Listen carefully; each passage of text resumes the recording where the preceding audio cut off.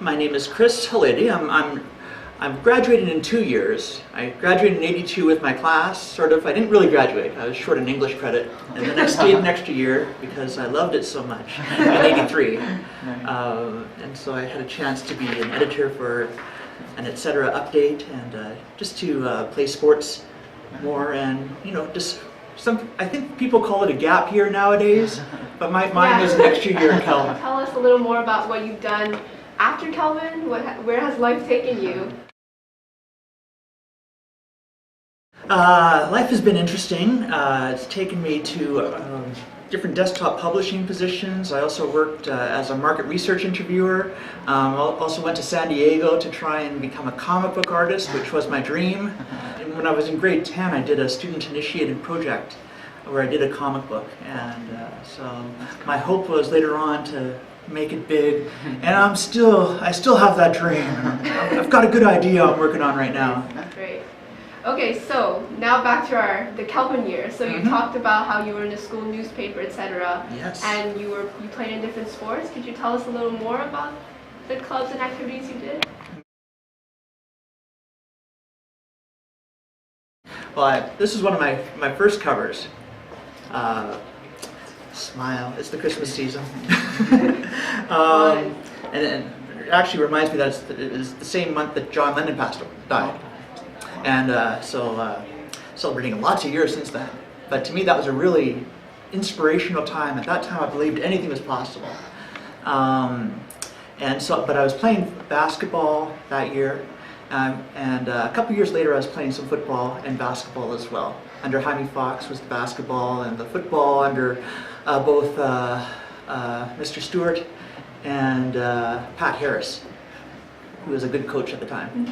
Art Kramer, who was the art teacher at the time, and is that Mr. Kramer, and Mr. Weeb, who was the drafting teacher, and both of those guys really, were inspiration. Grade 10 was the best year ever, as in I was doing more imaginative things, took a great leap from my previous years, and it was just a fun time.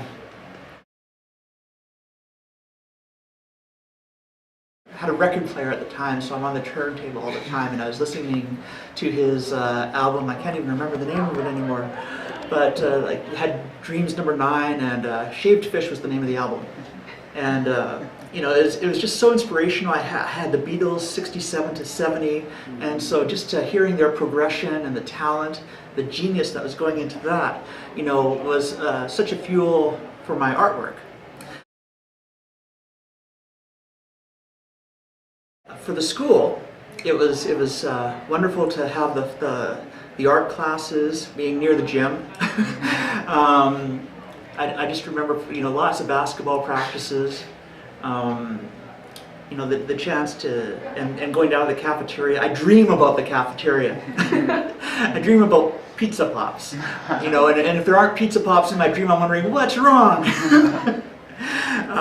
But we also had a little corner in the cafeteria where people would play music, and that was always fun, and there was competition about who sucks and who doesn't suck, and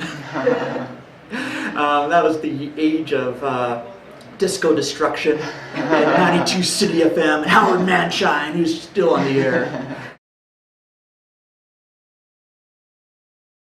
At the same time, I was working at Comic World downtown, and which is right next to Kelly's Records. And Kelly's sponsored a contest amongst all the schools to see which school had the most school spirit.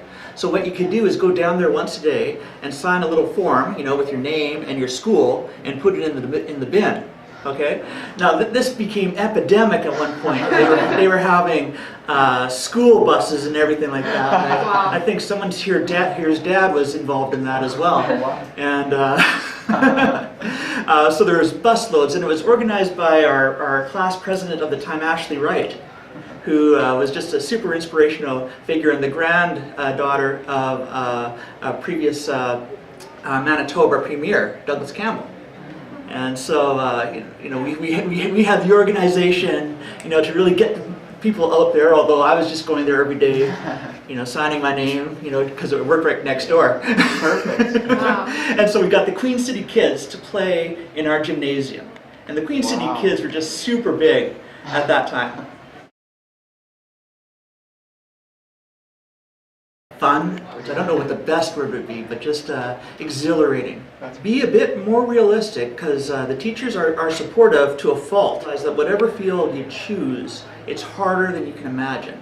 And so you really have to bear down and really decide to excel as soon as you can. Do the best you can. And that means when you take on that project, do the best you can. And things will take care of themselves.